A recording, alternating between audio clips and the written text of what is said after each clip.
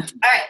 So I wanted to talk today kind of about planning, getting our schedules for the week and for the month, looking ahead, because I think really that makes a difference and it makes things easier when you have a plan, not only for the week, for your day, but for the month as well. And a lot of our months are pretty structured and nothing changes really. We have our challenge groups the last Monday of the month, every single month. That never changes unless New Year's, we always do one kind of near the beginning. But other than that, they're always the last Monday of the month. Coaching at a glance is always the second Monday of the month, like clockwork. So these are things that are always there. Our team calls are always the second Wednesday of the month. Team Courage calls are always Tuesdays. So, and I always have a schedule up on our header as well so that you can plan ahead, because I think that's important. But it's a habit you kind of have to get into the routine of. But once you do, it really just makes things go smoothly and it keeps you on track and it keeps you focused. And I think that's important. So, like I said, our monthly schedule is pretty concrete. There's not a lot of things that change unless, there's something new I want to give a try. Then we may schedule it in, but I'll always make sure you guys have a heads up. But what I like to do is around the 30th, 31st of the month, I want to start looking at my month ahead. So I am going to get my planner, and if you don't have a planner, I encourage you to get one. And I got a planner pad. I actually ordered another planner at the beginning of the year, but I really just didn't like it. Planner pads are great because you can literally schedule out your day hour by hour, and it's separated by appointments and lists of activities, and it's really easy to just kind of brain dump everything. So I will write down everything I have going for that week. So I'll have appointments, I have times I'm volunteering, if your kids are in sports, what time I have sports, if I'm meeting somebody for coffee or have planning on doing something with a friend, I'm going to make sure I write that in. Any doctors, vets, appointments like that. Team calls, I'll make sure I schedule in there as well. And,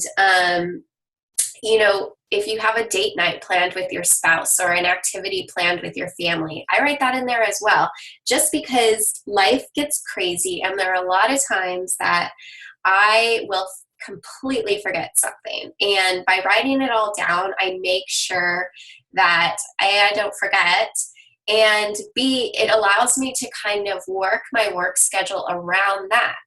So for me, I'm very consistent. My work hours they don't change unless something drastic happens. So my main work hours are from like 5 to 7. So I make sure that, that block of time is scheduled. And if something changes, I need to know that I need to, change some of that, work a little bit later that day or rearrange my schedule a little bit. But for the most part, I'm consistent with that. And I make sure during my work hours, however long it is for you, if it's 30 minutes, if it's 2 hours, whatever it may be, and I'll tell you as a new coach, it shouldn't be more than an hour or two. I mean, it's longer for me because I'm trying to come up with stuff for my coaches and trainings and stuff like that. So it's a little bit more for me. But for you guys, it should be pretty simple, and it simply comes down to doing your power hour. And we have a checklist for that will help you go through it. I have an instructional video that walks you through the entire process. It's not a difficult thing to do. It just takes consistency. And consistency is so very important with all of this. So that is what I do. So I make sure for you guys, look at our team schedule that's posted. That's our team header.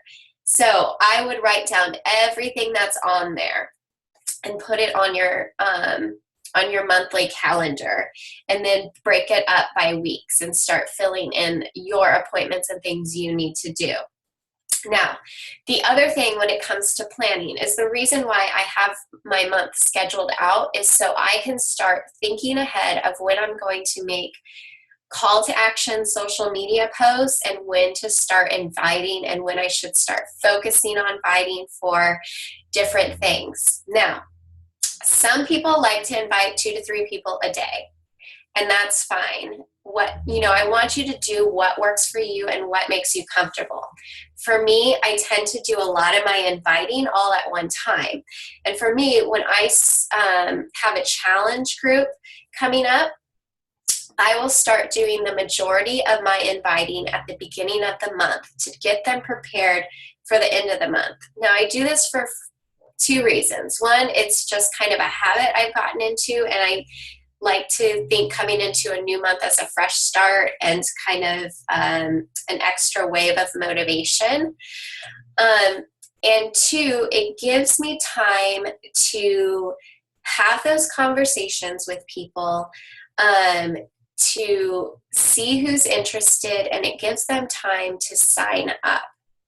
It also allows me to get my goal is to hit Success Club every single month. It also helps me to get Success Club out of the way. So hopefully I have hit Success Club by the first couple weeks of the month, and then I can focus on the rest of my month, helping my coaches, getting my challenge group set up, and working on any other thing, forming for my next month, things like that. Now, like I said, I always like to do a lot of my inviting at the beginning of the month, but the other thing I like to plan on is my follow-ups. Now, I like to follow up near the beginning or the middle of the month, basically because my niche is military. That's a huge audience of mine, and whether we like it or not, like our lives kind of revolve around payday. So a lot of decisions are made around that time. So I want to make sure that I'm inviting around that time and I'm following up around that time, because you will notice that the conversations, you'll have less objections during that time, and more people will be interested in what you have to say.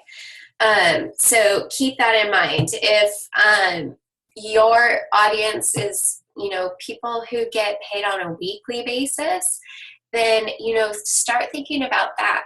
When is payday for people?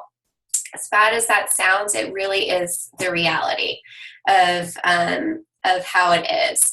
So I kind of like to make sure that my month is kind of structured by that. And again, as the 15th starts to come around, it's habit for me to just follow up with people. So it's just kind of a mental reminder for me as well. So next, when it comes to coaching at a glance. Now this is, for me, like I will send out coaching invites throughout the whole month, especially with challengers. If I see the potential in them or they're looking for the discount, I'm going to make sure I bring up the coaching opportunity with them. But when it comes to actually reaching out and inviting people who are not a challenger of mine, I'm going to do it that week before coaching at a glance starts. It's again, having that coaching at a glance date is good motivation for me. It helps me to say, okay, I've got a week. I need to get some people in there. It's time for me to start reaching out and inviting people that are on my dream team list that aren't a challenger. The other thing is I'm going to make sure that I plan my call to action posts, or these are the posts that are going to be inviting people to either a challenge group or coaching at a glance or a free challenge, something that you are promoting. So my coaching at a glance posts, I want to make sure I do about a week ahead because, again, I want to have time so I can have these conversations with people so I'm not rushed, and so that I can really take the time to find out what their wants and needs are, and if coaching would be a good fit for them. So my high traffic times for posts are Sunday evening and Monday morning and Monday night. So those are the times that I'm going to make my call to action posts. So coaching at a glance, I'm going to make sure I do it the Sunday night the week before. So let's say coaching at a glance starts on the 14th. I'm going to make sure that I do my coaching at a glance call to action post on the 6th or 7th of the month. Again, that way I have that whole week to be able to get those conversations going and really plug in with the people who are interested. Now, when it comes to challenge groups, my posts, I may do a couple posts because, again, I like to start my month early and our challenge group isn't until the end of the month, so we have time. So I will do a couple call to action challenge group posts. I will do one at the beginning of the month, or again, maybe at the end of the month before. So that way I have people who are kind of interested, lined up and ready to go by the 1st or 2nd, so that I can get Success Club out of the way early. And then I'm going to make sure I do another call to action post about the time I do my follow-up, so about the middle of the month as well, because that still gives time for people to order and get their stuff in time. And even if it, it's cutting it a little close, they're only going to be a couple days behind, so it's not going to be a big deal. But it gets people interested. It's, it's making sure that you've put the word out. And I think it's also great. It's a kind of a great indirect reminder for people that you had invited that were kind of on the fence, because they can start to see that they have that conversation you've been having, or they have that invite you've sent, and it's kind of just like, it does kind of sound interesting. Maybe I'm going to keep this conversation going, or I'm going to respond to her. So I think that's important too. The other thing I want to make sure I plan out as well, these call to action posts are very important because they show that you are serious about what you're doing. You're not just someone who's kind of dabbling in some kind of fitness thing. It means you're serious, and especially if you do it consistently and do it monthly.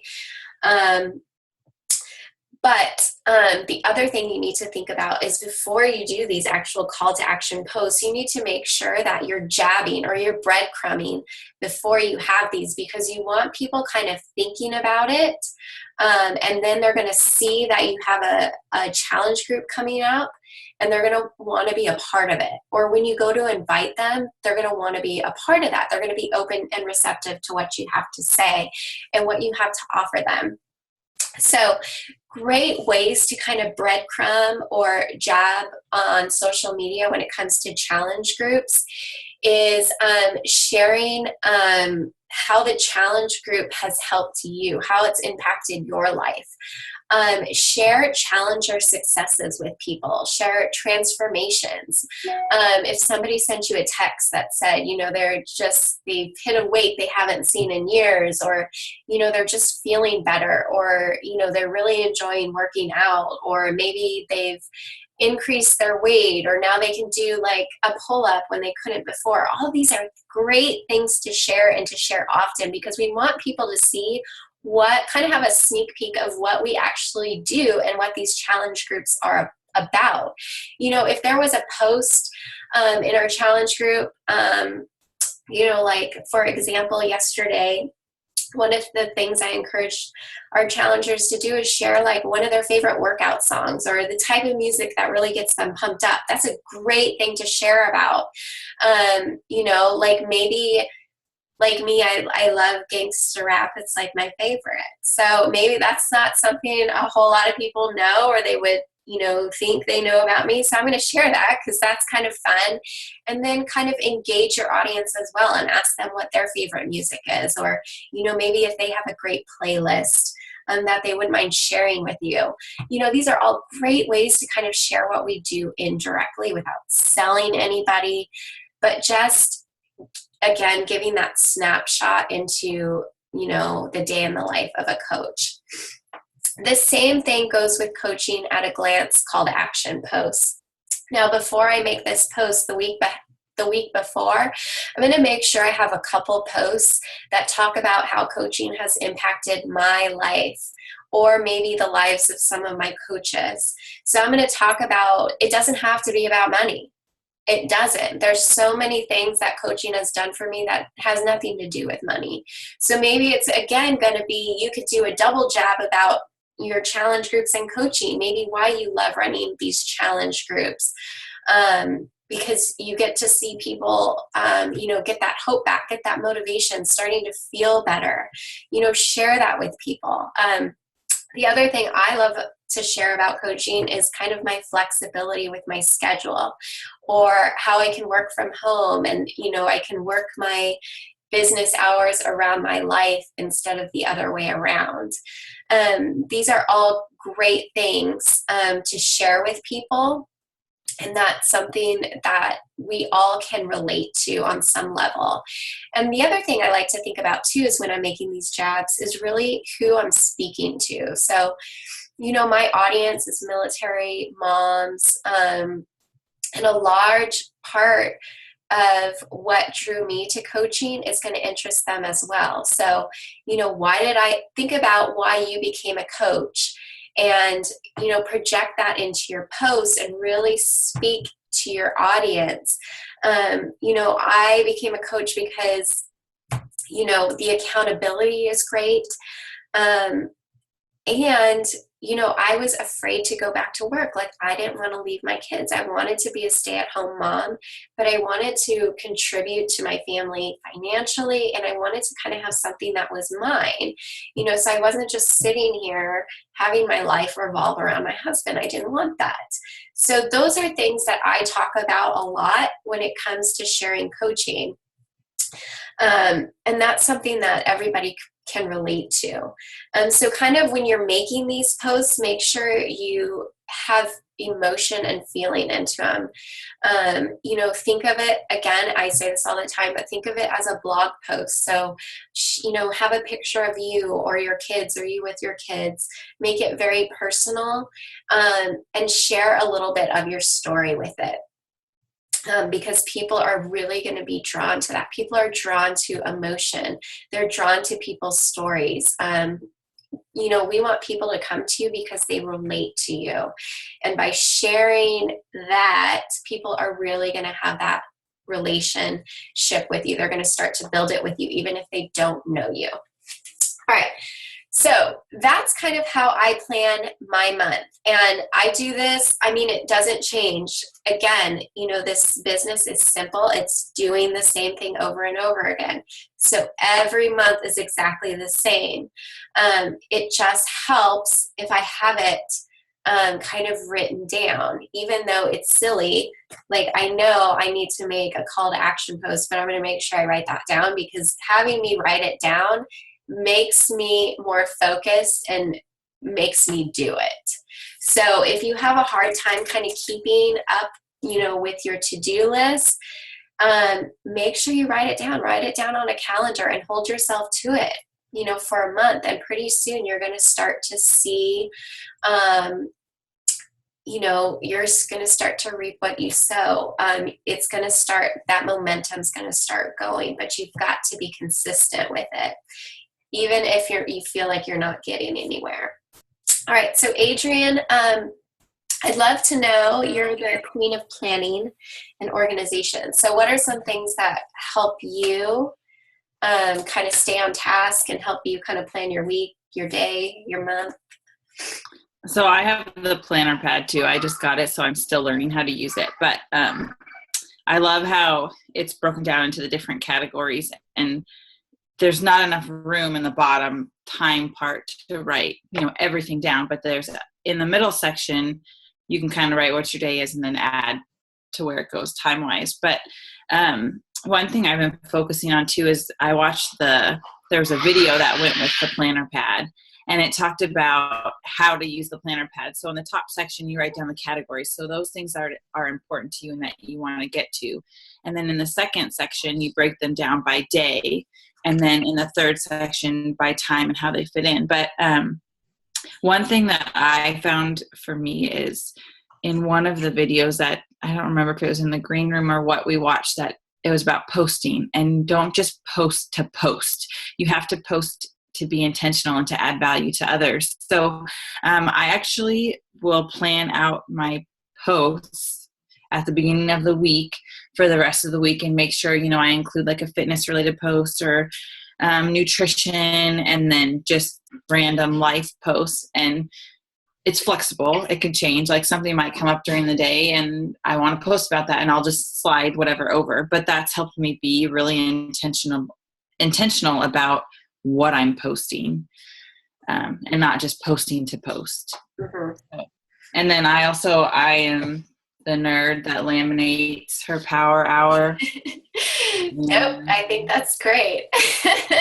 So I use a dry erase and I do it every day. And it's like you said, it's the same thing every day, but just being able to check it off and to know that like I've done it and have it written down helps me feel accomplished. And even though there might not be like I might not see people talking about my posts or whatever, I know for myself that I'm doing something and that down the road I will reap what I'm sowing. Mm-hmm. So yes, I think that's perfect. And it's it's really nice to see you kind of grasp this whole concept like early on, because it's really what it is. It's being very intentional with our time and intentional with our posts, and being consistent, because like exactly, now you may not feel like you have a lot of engagement or you're having a lot of likes, but that will grow. I promise you, if you keep doing what you're doing.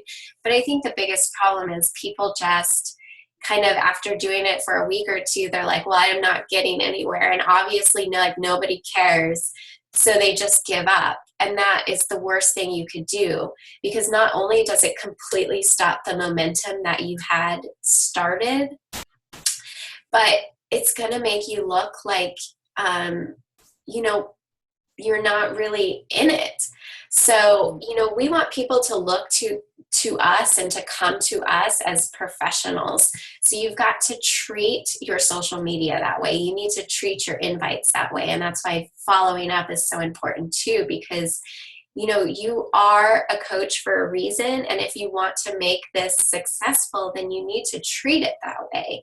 And you need people to see you that way too, because if you are consistent with that, people are going to start coming to you. And that's ultimately what we want. It's, we want those, once you start sending out those invites, you're going to notice that you're going to be getting a lot more yeses. And you're going to get a lot more people who are interested in becoming a coach and to be mentored by you, because they take you seriously. So you really need to think about that. And again, being consistent and being intentional with your posts really goes a long, long ways. So I think your life posts are great. We're just reading The Go-Giver in the book club right now. And he talked about, the last law is the law of being willing to receive. But just the idea that he realized even after a week, he had done something at the beginning of the week that he thought was no big deal. And it came back full circle on that, at the end of the week. And you don't even realize that you might be posting and you think, well, nobody's reading it, but they are. There's a lot of people don't comment on Facebook, and then all of a sudden they come back to you and you're like, wait, where did you come from? Yeah. So exactly. And that will happen. And everybody who does this and, is consistent, they all come back and they're like, oh my gosh, like it works. Or, like somebody I invited like 2 months ago, like all of a sudden they want to do it now. And it's like, yes, because that consistency it's paying off, that compound effect. So keep that in mind. I know it's hard sometimes and it can be discouraging, but keep doing what you're doing, even if you feel like it's insignificant. I think For me, I remember the biggest struggle was like posting about my workouts and like a workout selfie. I was like, nobody cares. Nobody cares. But I started doing it and people care. Like people are inspired by that. People are motivated by it. So you can't ever, don't hold somebody's future captive in your mouth. Like the saying goes, because you never know, that simple thing, how much it can impact somebody's life. So don't ever think anything's silly. Just do it. We're all here by doing the same thing. So obviously it works. You gotta trust the process. Okay. So done with planning. Okay. So now I kind of wanted to talk about inviting, because I know this is it's a struggle, and it's always something that you can grow with. It's something that I am always looking to improve in, but you have to realize inviting is important. You can't just expect people to fall into your lap. Health and fitness is very, very, very personal, and it's hard for people to want to reach out to you. So a lot of times we have to take that fear away and reach out and extend an invitation, reach out and extend our help and our support for them. Now, the other thing I want you to think about too is kind of get out of the mindset of, trying to sell something or thinking that, our intention of inviting is, that people are going to think that we think they're, there's something wrong with them, or that, they're overweight. Don't think about that, because again, it's all about how you actually go into the invite and how you interact with each individual person. Obviously, if you go into an invite and say like, I see you're overweight, would you like to do a challenge, is not the best approach. Okay.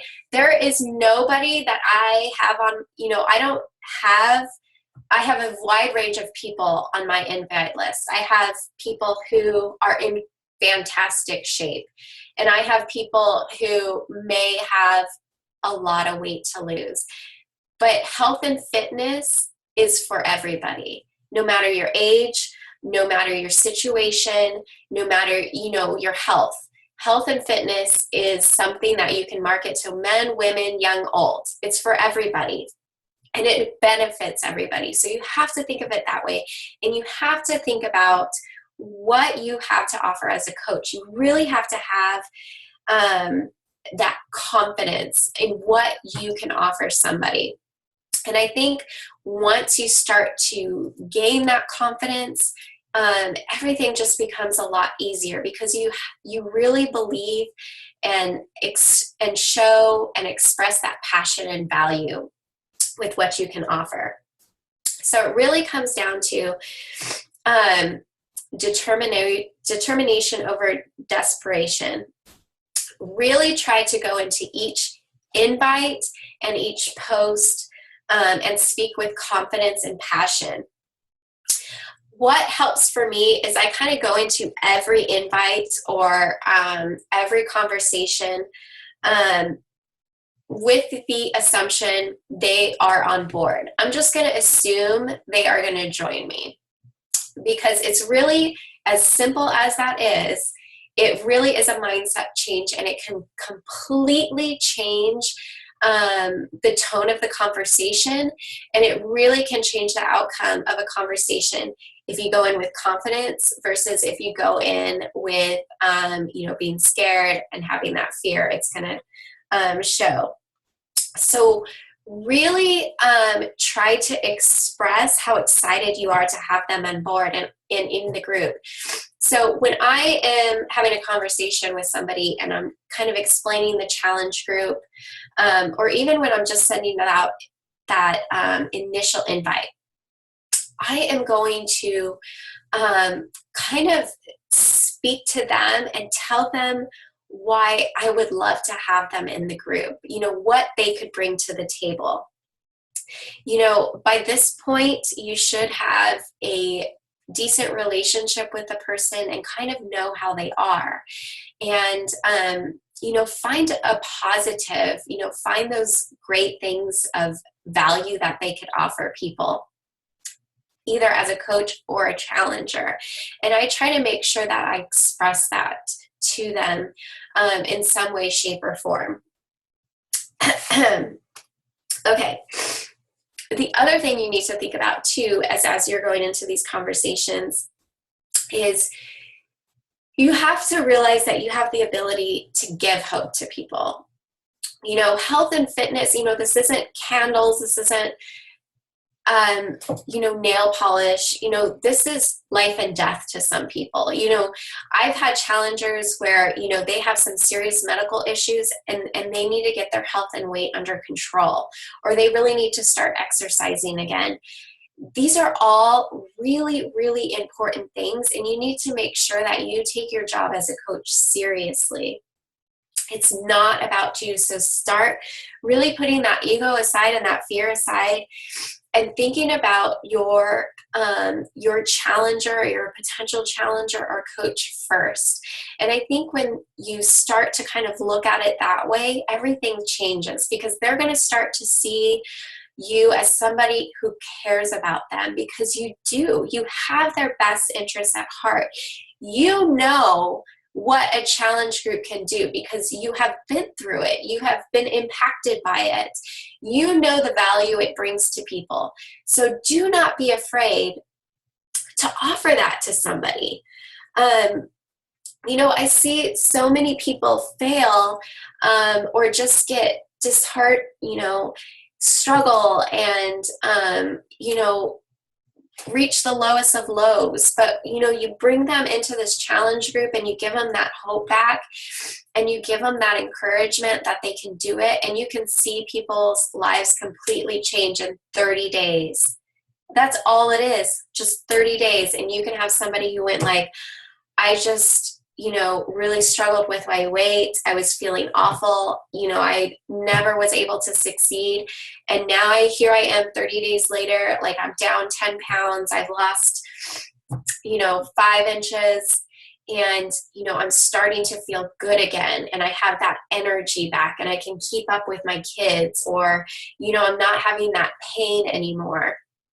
These are all huge, huge things. So why would we want to keep that from people? So really think about what these groups and what we as coaches have to offer to them as we go into these conversations. So again, speak with confidence and speak with passion and share that with people.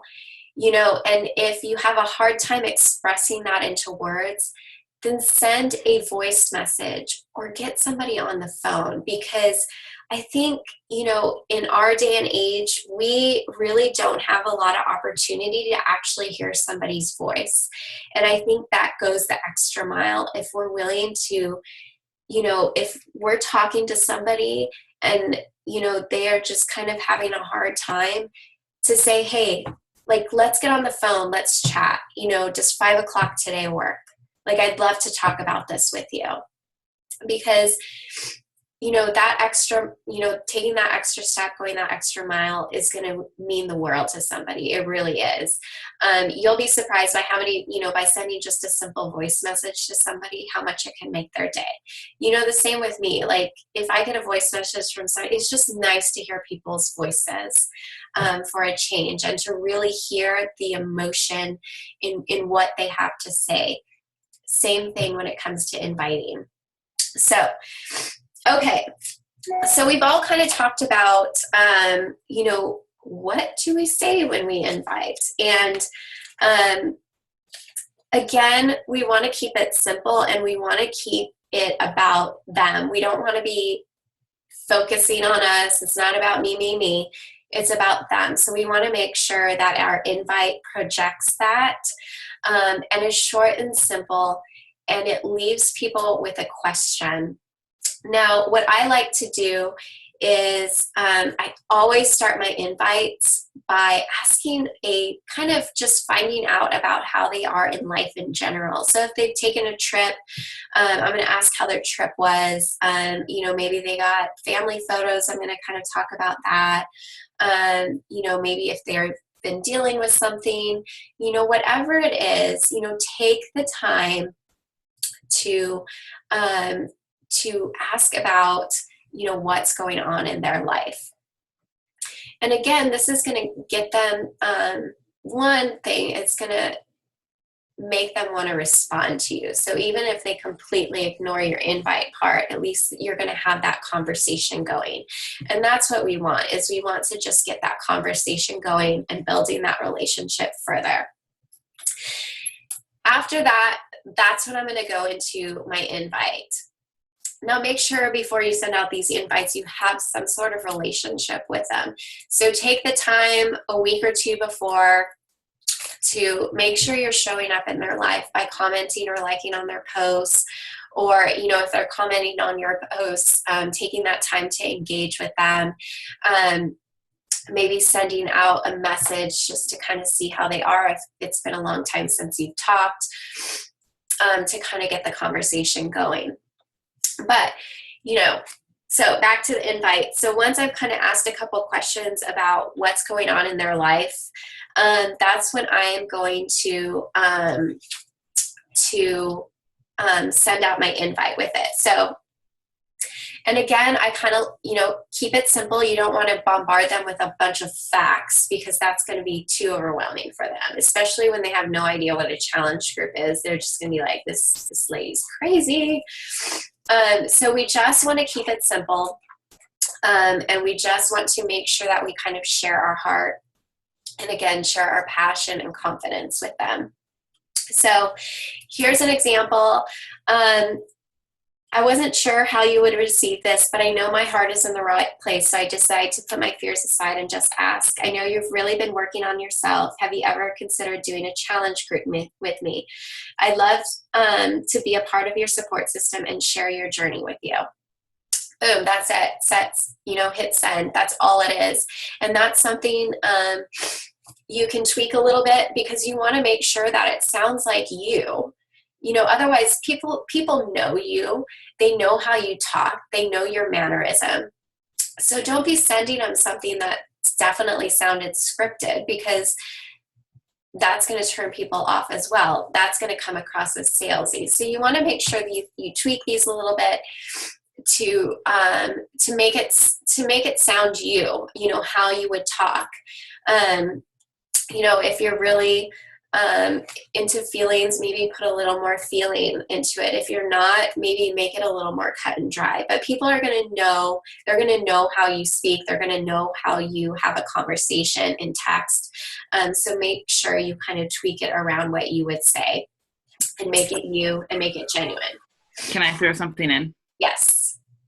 So the question, have you ever considered, has been life-changing to me, because it's not, I feel like it's putting the ball in their court. It's not you saying, you need to join me.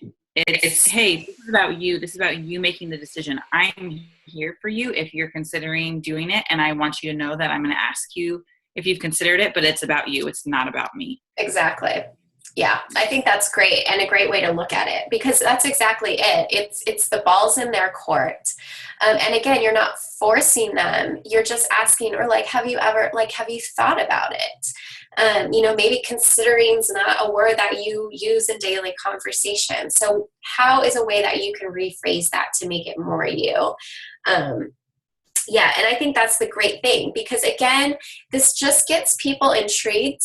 They're like, well, I'd love to, I don't really know, what you're doing, or I don't really know what these groups are all about, but I'd love to hear more. And that's really what we want, is we want people just wanting to know more, so that we can really take the time to explain things to them and to continue that relationship, so that we can start to see what their needs are. you never know what someone's needs are. You may have an idea, but then you may go and get this conversation going and you're like, oh my gosh, like it's way bigger than I thought it was. Or, you can completely relate to it on their level. So important to have these questions so that you can keep that conversation flowing. So once you send that, hopefully they're going to come back to you and say, hey, like that does sound something I'd be interested in doing. Can you tell me a little bit more? Or I'm not sure in what it entails.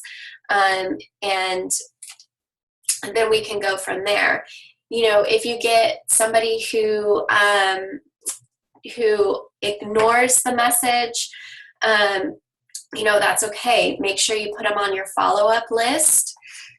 Make sure you're still forming and building the relationship outside of that message as well. So you're not just like dropping them like it's hot. You want to make sure that you're still following up on that relationship with them. And then when you go to follow up, again, keep it simple and share your fears. Follow-ups are a scary thing because you feel like you are annoying them. And that's not it at all, because you have to think of a follow-up as showing that you care. Because how many times do you get invited to things and people never follow up with you? Then you feel like you're just a number. And that's not what these people are. Like, you genuinely have their best interests at heart. So you want to make sure that you follow up with them. So again, keep it simple. And you have to realize too, a lot of times people ignore messages not because they hate you, not because they think you're trying to sell them, because that's what we think in our heads, but that's not what it is. You have to think people are busy. People are multitasking like crazy. Like, how many times have you been, even sitting at a red light and you check a message real quick, you read it, but obviously you don't have time to respond, and then you completely forget about it. Or maybe you just don't have time to respond to it. And again, you forget about it. That's the majority of what happens. People just forget about it. So you can't take it personally. You have to take you out of the equation and keep it 100% about them. So when I go to follow up, again, keep it simple. Hey, I'll use their name. You can say, hey girl, you can say, hey lady, whatever is your mannerism, your way of speaking. I don't know if you saw my message or not, but I wanted to follow up with you and see if I can help you in any way, or if you had a chance to think about it. Boom, done. And again, what I kind of like to do too with those is kind of ask a question unrelated to that as well. Like, hey, I saw your daughter had shots, like how's she feeling? Or, how was your first soccer practice? Whatever. Try to follow up on the relationship as well, because again, that's going to get the conversation going, even if it's not about the challenge group or the invite or coaching. But that's what we want. We want to just keep that conversation going and keep building that relationship. Okay. So let's say they come back and they want to know, tell me more. Like, yeah, that sounds like something I would be interested in. Can you tell me more about that? And that's, again, where we want to take it off of us and our goals and what we want and make it about them, because that's what we want to provide. We're providing a service for somebody, so we want to make sure that we meet their needs. So we can explain the challenge group a little bit, how it works, how we like it, how it's impacted our life, or how it's impacted challengers in our group's lives. Again, if you don't have a challenger or, any stories to share personally, you're in a group with, 50 other challengers. You can share a story in there. There's going to be a story that relates to them and their needs and their struggles in some way. So we want to share that.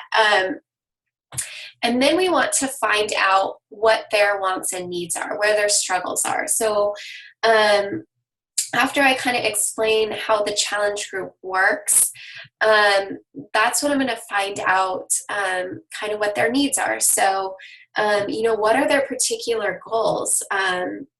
What do they enjoy to do for exercise? Do they have an exercise program now?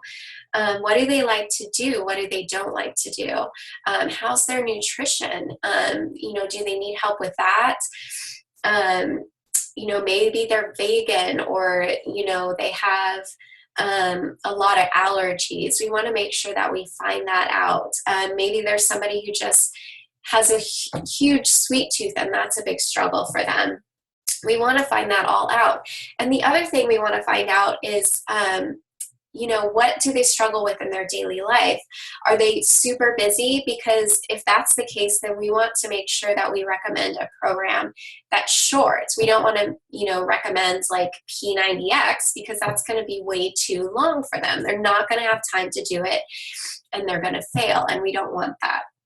And we also want to find out, what they enjoy doing. Again, we don't want to recommend Insanity to somebody who does not like cardio, because they're going to hate it.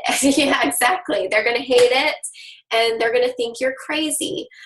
So we really need to take the time to find out what people's needs are, and then come up with a solution. So once we kind of find out where they're struggling, what they enjoy doing, what their goals are, that's when we want to come, find the solution. So, recommend a few programs. 21 Day Fix isn't for everybody. So you can't go into it trying to sell everybody the 21 Day Fix. So again, keep it about them. Focus on them. So once you kind of find out a program that you think would be a good fit for them, now it's time to kind of present that to them, and to share your solution for them. So, if you're not an expert in all the programs, and this is something I think is important too, is to really, try some of the different programs. A lot of them you can do on demand. You can try one of the workouts from a lot of different programs. You don't have to have the whole program. But I like when a new program comes out, even if I don't, it's not my thing, like size was not my thing, but I knew that there was a good market for it. There's a lot of people who like Zumba. There's a lot of people who like to dance as their workout. I did it. It was a little painful because it was super hard for me. Coordination and dancing is not my thing, and that involved both. But I actually had a really good time, and it gave me a really good understanding of the program, and it allowed me to see what people really enjoyed about it, so that when I go into these conversations, I can really share that with people and share stories and testimony with people, because that's what's going to engage people. That's what's going to make people interested in doing it, is hearing those stories, the success people have with it, why you like it, and why it really fit with your life. You could tell every fact in the book about it, how many calories it burns and how it works, but people don't care about that. People care about stories. They care about emotion. So you want to make sure that you share that first and foremost. And one of the best ways to do it is to share your personal testimony, because you can relate to that first person on some way, shape, or form. And that's going to really go a long ways. So if you're really having a hard time with your invite, and you just feel like it's not going in the right direction, really step back and take a look at that, and make sure that you're sharing your story and other people's successes, and sharing emotion in it successfully. Because if you're not, then it's really as simple as doing that can make a huge difference. So let's say you don't know a lot about a program, or you think that this program will be a good fit for them, or you're not sure what will be a good fit for them. First thing is ask in our team page, because there's a lot of people who have done the program or have injuries, and they can offer a lot of help and guidance and kind of share their testimony, which is something great you can share with that person you're inviting.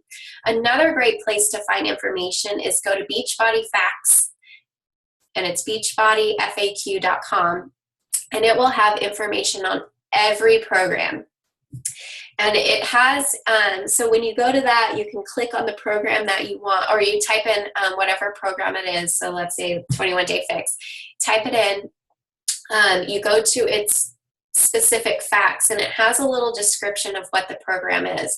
Now, what you can do is you can simply copy and paste that, but you don't want to just send that to them because that's very like cut and dry and corporate wording, very boring.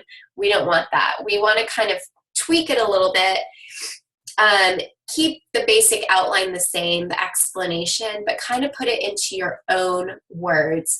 So, for example, let's say you think the 21 Day Fix is going to be a good fit for them. So I would say, hey, I think, it sounds like from what you've told me, like the 21 Day Fix would be the perfect fit for you. And basically, the 21 Day Fix is a fitness and nutrition program, that is set up to help you lose weight in 21 days, and I like to tell them too, it's not just like 21 days and it's over. It's really called the 21 Day Fix because it takes 21 days to create a habit. And that's really what I want to help you do, is I want this to be a lifestyle change for you. So this just kind of makes it easy and manageable mentally as well, to get you on track, keep you focused, and keep you going for the long term, because this isn't a quick fix. I want this to be something that you continue to do and continue to have success with. So each workout is 30 minutes a day, 7 days a week, which is awesome for me because I'm a busy mom and I don't have a lot of time to work out. So it's perfect. Again, you're sharing a little bit about you. You're sharing your story and how it fits your life. The unique nutrition plan uses cute little colored portion food storage containers that eliminate the guesswork from portion control. So no weighing, measuring, or counting calories. If it fits, you can eat it and you'll lose weight. It's super effective, and I know you're going to love it. Does this sound like something you'd like to do? Boom. That's all it is. Now, I make sure I tie in Shakeology into there as well. I always go into the conversation as, Shakeology is required, and I want to make sure that you share it effectively. I think a lot of times when people get the objection for Shakeology, it's because they don't really see the value in it, or they don't understand how it actually works. They just think it's just some protein shake, which it's not. So make sure that you take the time to explain a little bit. Again, you don't want to be throwing facts at people. People don't care about that. People care about stories, and they care about how it's helped you. I can't tell you how many times I've bought something because people recommended it, and I never looked at how many stars it got, or the consumer report on it. No, if my neighbor has an awesome vacuum that she loves, I'm going to go out and get that vacuum. People are the same way. If Shakeology has impacted your life and it has made a difference in your life and other challengers' lives as well, you need to make sure that you share that with people, because that's what matters. Okay, so when it comes to sharing Shakeology and kind of the challenge pack, this is how I kind of talk about it and explain it. So I want them to make sure that they realize that Shakeology isn't just a protein shake. It isn't just a weight loss shake. Shakeology is whole nutrition, and that's why I like it, and that's why it fits everybody. I didn't get on Shakeology to lose weight. I got on Shakeology because I wanted help with my nutrition. I struggled with a sweet tooth, and Shakeology really helped change that. It allowed me to start craving healthy food, and it really helps with my snacking. Not only that, it's been a huge, I swear by it for my immune system, hands down. I do not really get sick. I may get occasional mild cold, but that's it. While other people are dropping like flies with the flu and strep and everything else, I'm well, I'm good. I have no problem going places if people are sick because I believe that fueling your body properly will make a difference. So we want to make sure that they see that as well, and make sure they know really what it's about. So when it comes in regards to, sharing the challenge pack and Shakeology, this is kind of what I say. So here's why I'm going to encourage you to get the challenge pack. And I'm a huge advocate of Shakeology for a couple of different reasons. Now, the first thing you can talk about is the savings, especially with the challenge pack. But that's something I really don't like to talk about until they bring it up. You'll have some people who are like, I want to know price. Again, if somebody comes to you with that, don't answer that right away. You want to make sure that, again, people see the value before you just like throw out a price. If you were interested in something and the first thing you saw was the price, you'd be like, I don't know. But after hearing about it, like how much, this person loved this vacuum, you're going to say, like, I honestly don't care how much that vacuum costs. Like, if they love it that much and it made a huge impact in their life on their carpets, man, I'm going to buy it. The same with Shakeology. We know the value of it, so we want them to see it too. Okay, so this is kind of how I explain Shakeology. So for the best results, especially with the 21-day fix, the nutrition is a huge part of the equation. And really, that's what it comes down to. Nutrition is 80% of the battle. You aren't going to give somebody the 21-day fix. They're going to do the workouts and not change a thing with their nutrition. They are not going to get the results that they're hoping for. You have to make people see that nutrition is a huge part of it. It will make or break your results, hand down, especially as we get older. Our metabolisms just don't work the same way anymore. So we want to explain to them that Shakeology equals nutrition, because that's what it is. So really reiterate how important nutrition is and how Shakeology plays a role in that. Explain to them that Shakeology is one of the most powerful nutritional tools and how great they're going to feel, and the positive effects and that it's going to have on them. So again, I like to share how it's helped me. So it's reduced my cravings. It helps with my digestion. It decreased bloating. It increased my energy. And along with the meal plans and, helping with meal planning, again, kind of talk about how the challenge group is going to help them with that. Without a doubt, Shakeology is going to be a key factor in helping you reach your goals faster, because you won't be reaching for the snacks or sweets. And then I also share, and it's a great thing. I can grab it and run out the door as I'm taking the kids to school, because I just don't have a lot of time to eat in the morning. And that is a huge thing for people. Like, that's my niche. So if eating breakfast is a thing, is a struggle for them, or sweet tooth, you want to make sure that you kind of explain Shakeology and how it can help them personally.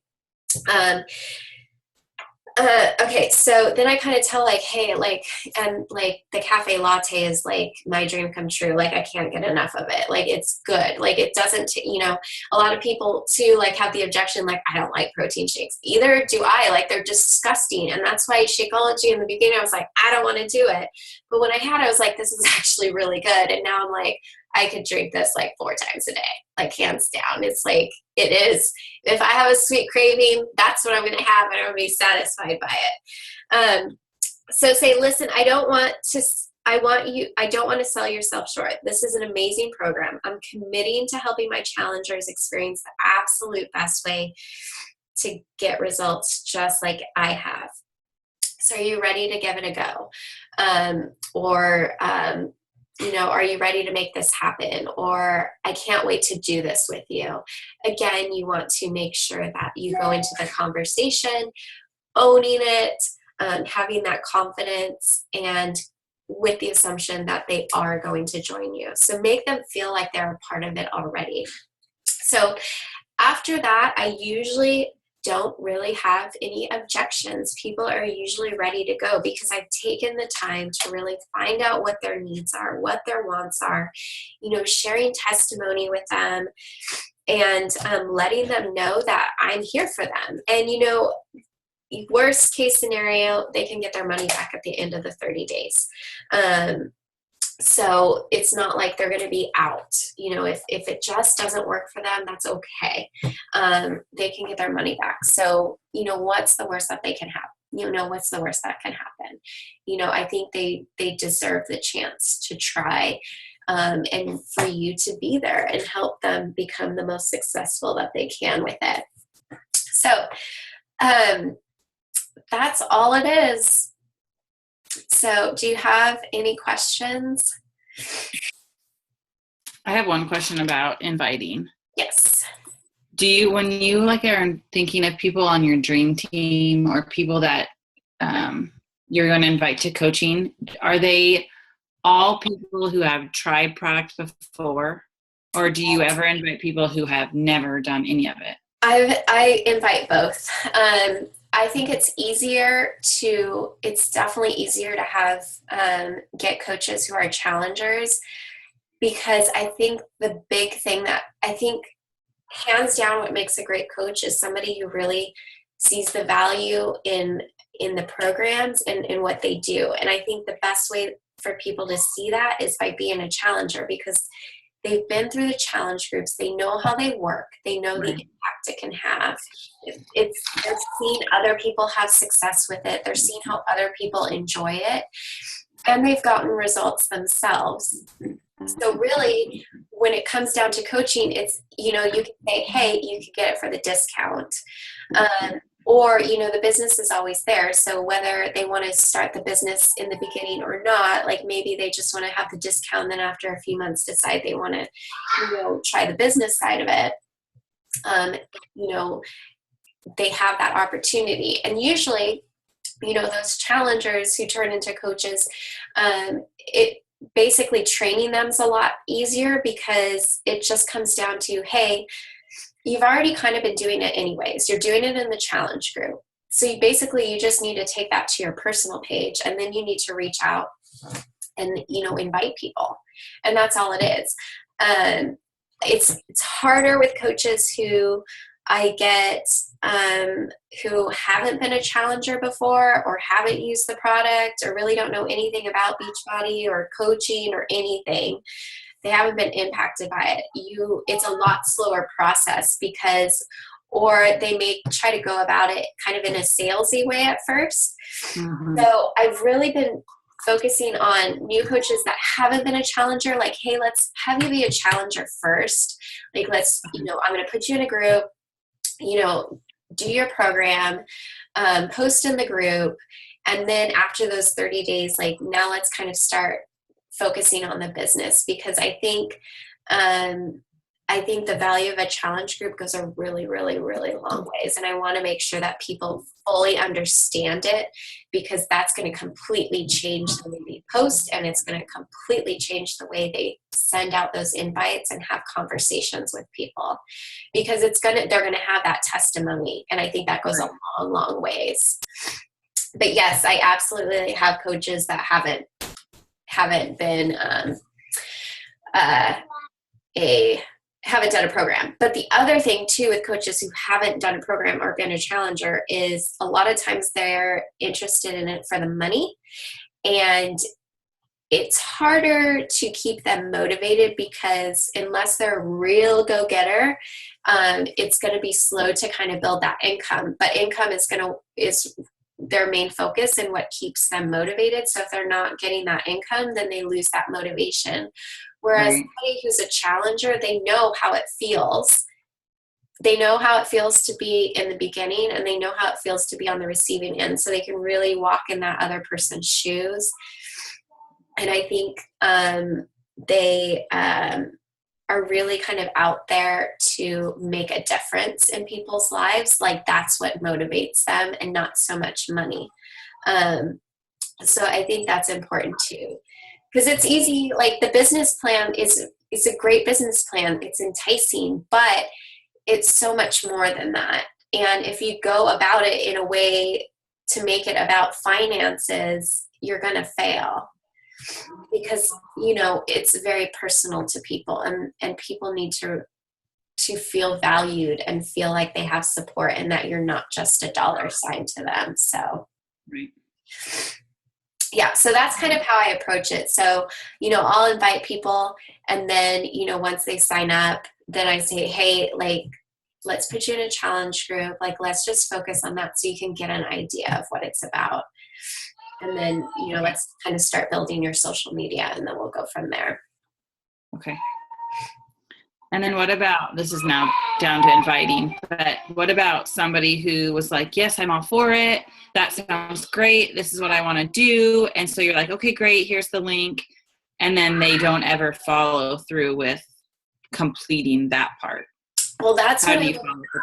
Yeah, that's, again, you'd put that in your follow-up list. So, Okay. I'm just going to follow up with, not like, why haven't you ordered yet? No, Right. don't do that. But just let them know, like, hey, our challenge group is starting in a week. And I know you wanted to join in. I want to make sure that you have time to get your stuff and are prepared, so that you're not rushing into this. Like, I think, I want to make sure that everybody's set up to be the most successful they can be. So let me know if you're still in. And usually that's enough to kind of remind them. Again, like, sometimes people forget. Right. For me, like, I have like a list of things, like, I need to order this, I need to order this, I need to order this. But then, like, at the end of the day, I'm like, oh, like, I haven't got a chance. I'm like, well, I don't feel like it's too much to, like, go to the website and, like, or, like, I have to go downstairs to get my credit card. Like, it's just like, I get it. It's not because I don't want it. It's just because, honestly, I'm lazy. So that's why I have my credit card memorized. Well, I know, like, my computer brings it up, thankfully. But then it's like, sometimes, like, I can't remember the CVN number. Oh, I know. So I got to go down and get it. But anyways, like, you have to think it like that. Or sometimes, things just come up, and that's okay. But again, it's important to follow up. The other thing you could try doing too, which also helps, is usually we get our challenge group started a week before we actually start. So I will put them in it. And if usually that's just a subtle reminder that they need to order. And if they haven't ordered by the Friday before it starts, then I remove them from the group. Okay. Because I don't want them to have access to, like, meal plans and things that we save specifically for our challengers, because Right. I think that's important. Like, people invested in us and they invested in these programs, and I think we need to keep that, give them their value, and not just share meal plans willy-nilly. Like, this is something special we've taken the time and effort to create for them, so Right. they need to see the value in that. But yeah, so I make sure I remove them before anything, like, really really helpful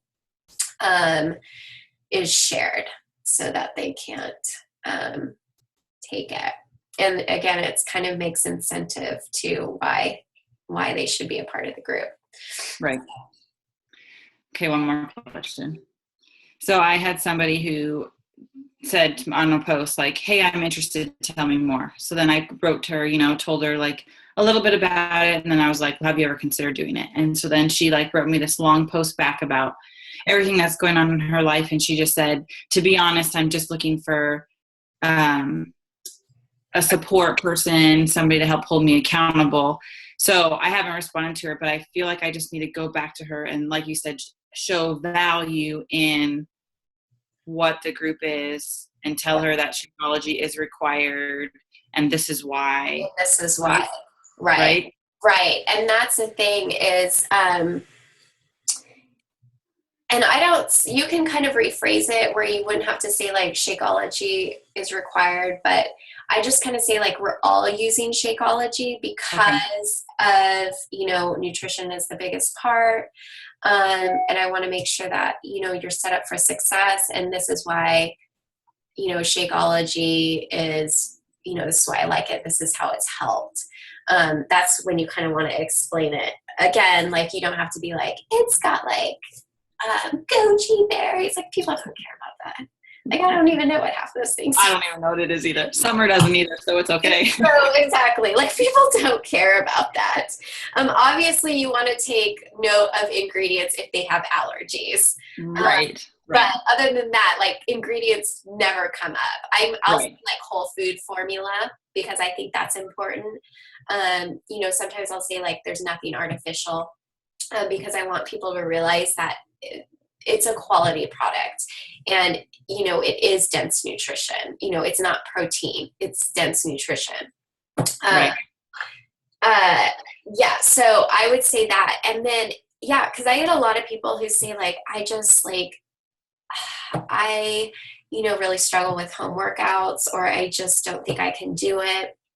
And that is, use the feel, felt, find method. Like that is the reason why we do these challenge groups, right? It's because a lot of times people just can't do this on their own, and that's why we created these groups, because it's a bunch of people who all have the same struggle, and it really does help keep you on task and keep you motivated, and it helps pick you up when you've fallen down.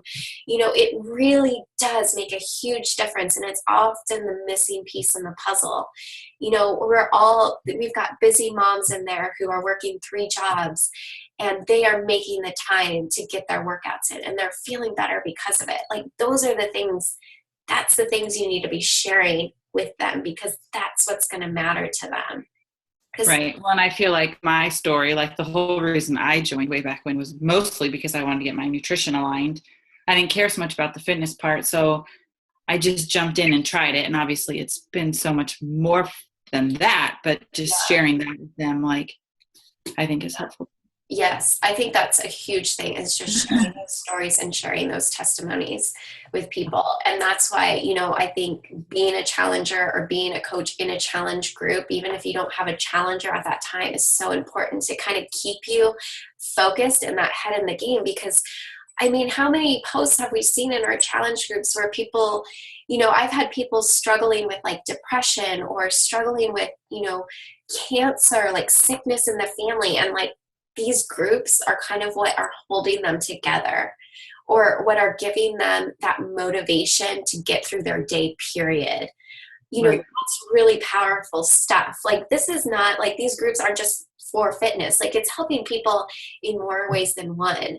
And, we really need people to see that, because I think that's important. And plus, it's just nice to be part of a motivating group of people all working towards the same goals, Right. Would you say, like, I just encourage you to try it out, and if it doesn't work out, that's okay? Perfect. Like, that's exactly what I would say. And I would even say that in a voice message too, because again, that's powerful to people, because they can really sense that passion, and your confidence, as well. So I think that's absolutely perfect. But like when you structure your invites like this, so like completely different outcome, completely different. And you'll realize that it's more than a product, Well, I know it is for me. So it's just a matter of portraying that. Yeah. And having people see that. And they won't, I don't think they totally grasp it until they become part of a challenge group. And then they're like, you can't get them out of a challenge group, because then they're doing it like, you're like, are you sure you still want to do like it's the same one? And they're like, no. Or they'll go out for a month and they're like, Kelly, I need like, let me back in. I'm like, okay, like what's going on? And again, with people like that, because I have a lot of people who like that, who will like go in and out, and it's like we start from square one again. Okay, like what are you struggling with? Like, where are you at nutrition wise? Where are you at exercise wise? So that we can go like break it down. Okay, so like, what are your goals? All right, so let's kind of focus on meal planning, because I think that's going to make a huge difference for you. And hey, let's like, where can we change things here? And it's basically back going to square one, but that's okay. Like, there's always going to be bumps in the road. Like, my nutrition is not perfect. Like, I will have times where I'm like, oh, my nutrition's spot on. And then it's like, I don't know what happened. I'm like, I'm eating a tub of ice cream. But it happens to everybody. And we just have to go, nope, okay, things need to change. This is what I need to do. So sometimes you need somebody to do that for them. I wish somebody would do it for me sometimes. Maybe I need to be in my Uplines challenge group. But, sometimes it's just, that's what these groups are about. And so the real value in all, of what Beachbody has to offer is its coaches and its challenge groups. I mean, that's what's made this company great, and that's what makes, the people I work with great, is because, the heart behind what they are really trying to do goes beyond just selling a product. It's right. literally changing lives. So, I think start that mindset shift and you'll be good. Awesome. Okay. Well, if that's it, I don't want to keep you forever. Sure, your kids are going crazy. Oh, my husband's home, so. Okay, perfect. All right. Well, thank you, Adrienne. And I have a couple documents on objections and different ways of phrasing things that I'll post with this recording as well. So I also just printed out, I think you posted in a document, it was the focusing less on oneself and more on others. And then it was things to focus on for them. So it was just the ideas. That was really helpful too. So I printed that out too. Oh, that's good. So. All right, perfect. All right. All right. Have a good rest of your day. Enjoy the sun. Oh, I'd rather have rain.